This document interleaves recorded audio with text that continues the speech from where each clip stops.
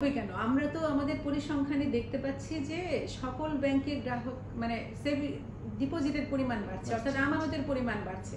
তাতে করে কি প্রমাণিত হচ্ছে যে মানুষ আসলে ব্যাংকে আসতেছে এবং তাদের আমানত ব্যাংকের কাছে আস্থা সহকারে জমা রাখছে। আর আমরা যখন ব্যাংকগুলোর পাশে দাঁড়াচ্ছি, আমরা গ্যারান্টি সহায়তা প্রদান করছি, অবশ্যই এটা গ্রাহকদের মধ্যে আরো আস্থার সঞ্চার করবে। আরেকটি হচ্ছে ঋণ খেলাপিদের বিষয়টা হচ্ছে যে খেলাপি ঋণ যারা গ্রহণ করেছে তাদের বিপরীতে তো আসলে আইনি পদক্ষেপ আমাদের ব্যাংক কোম্পানি আইন অনুযায়ী এটা সহসাই গ্রহণ করা হয়ে থাকে। অর্থাৎ কেন্দ্রীয় ব্যাংকের অন্যতম দায়িত্ব হচ্ছে এই খেলাপি গ্রাহকদের বিরুদ্ধে বিভিন্ন ধরনের নীতি প্রয়োগ করা এবং প্রয়োজনে ব্যাংকগুলো কি করে, তারা আইনি সহায়তা গ্রহণ করে। অর্থ ঋণ আদালতের মাধ্যমে তারা বিভিন্ন ধরনের আইনি সহায়তা গ্রহণ করে থাকে। এর বাইরেও বাংলাদেশ ব্যাংক এখন নতুন করে কিছু ফ্রেমওয়ার্ক তৈরি করছে, আমরা বলছি এনপিএল রিজলিউশন ফ্রেমওয়ার্ক।